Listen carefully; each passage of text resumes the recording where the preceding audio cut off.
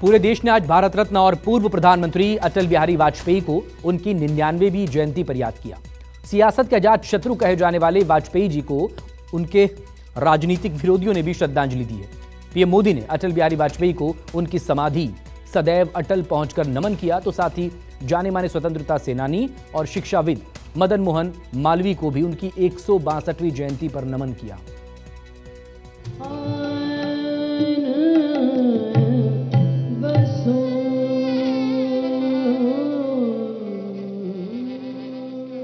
सुबह सुबह सत्ता के शीर्ष की सारी शख्सियतें सदैव अटल पर श्रद्धांजलि देने पहुंची।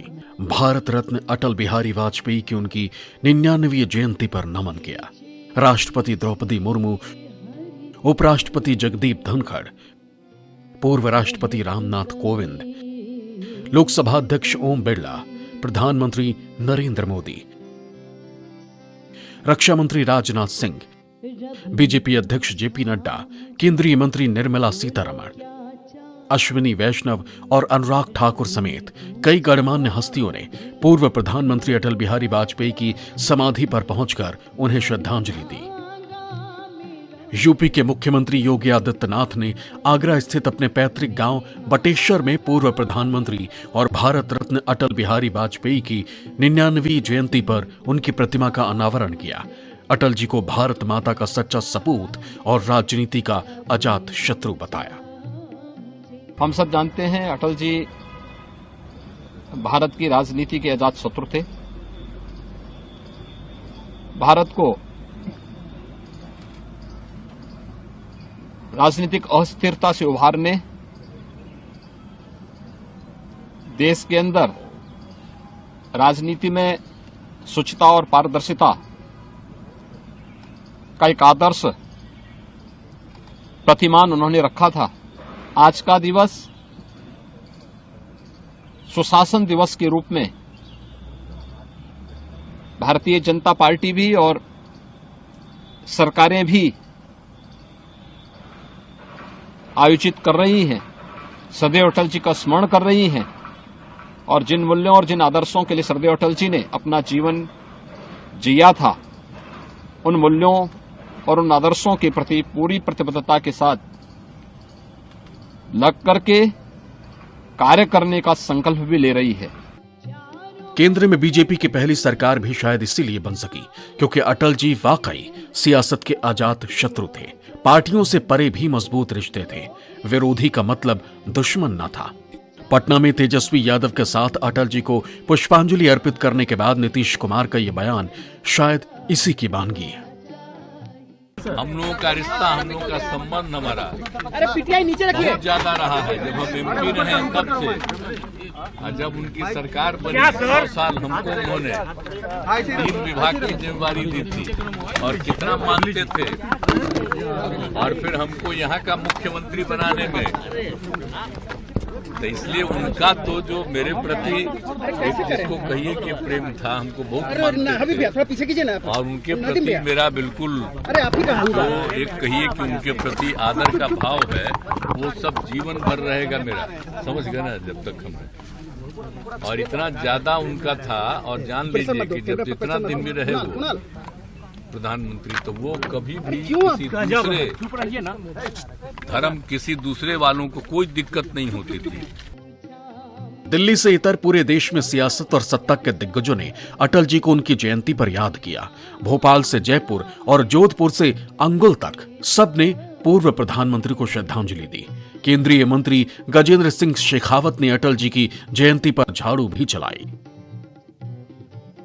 आज गुड गवर्नेंस डे है। सुशासन दिवस के रूप में अटल जी के जन्मदिन को मनाया जाता है और उसी सुशासन की व्यवस्था में 2047 तक भारत को एक विकसित राष्ट्र बनाने का जो प्रण प्रधानमंत्री जी ने लिया है और हम सबको भी दिलवाया है, उसी के माध्यम से हमारा राष्ट्र तब तक विकसित राष्ट्र नहीं बन सकता जब तक कि अपनी परंपराओं को हम मान्यता दें और उनका सम्मान करें।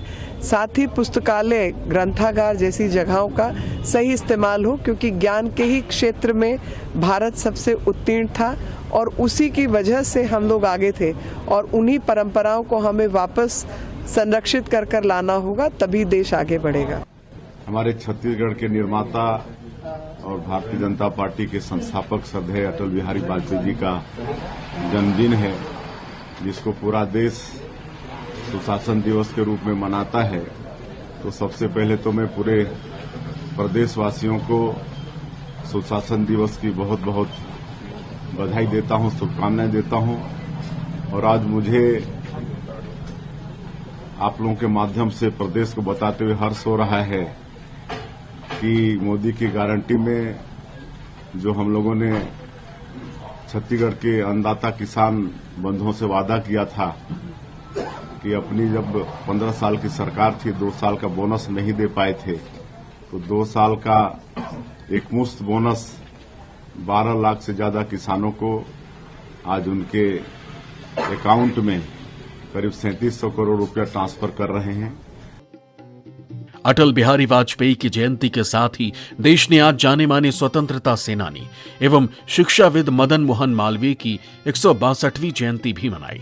दिल्ली में पीएम मोदी, लोकसभा अध्यक्ष ओम बिरला, रक्षा मंत्री राजनाथ सिंह और बीजेपी अध्यक्ष जेपी नड्डा समेत कई हस्तियों ने स्वतंत्रता सेनानी मदन मोहन मालवीय को श्रद्धांजलि दी। पीएम मोदी ने एक समारोह में महामना के लेखों और भाषणों के संग्रह की 11 खंडों वाली पहली श्रृंखला का विमोचन किया। पंडित मदन मोहन मालवीय संपूर्ण वाङ्मय का लोकार्पण होना अपने आप में बहुत महत्वपूर्ण है। ये संपूर्ण वाङ्मय महामना के विचारों से, आदर्शों से, उनके जीवन से हमारी युवा पीढ़ी को और हमारी आने वाली पीढ़ी को परिचित कराने का एक सशक्त माध्यम है। महामना जिस भूमिका में रहे, उन्होंने नेशन फर्स्ट, राष्ट्र प्रथम के संकल्प को सर्वोपरि रखा। वो देश के लिए बड़ी से बड़ी ताकत से टकराए।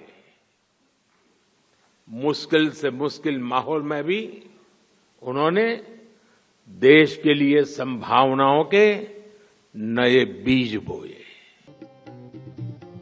आधिकारिक बयान में कहा गया है कि अमृत काल में देश के लिए बहुत बड़ा योगदान देने वाले स्वतंत्रता सेनानियों को उचित मान्यता प्रदान करना प्रधानमंत्री का दृष्टिकोण रहा है।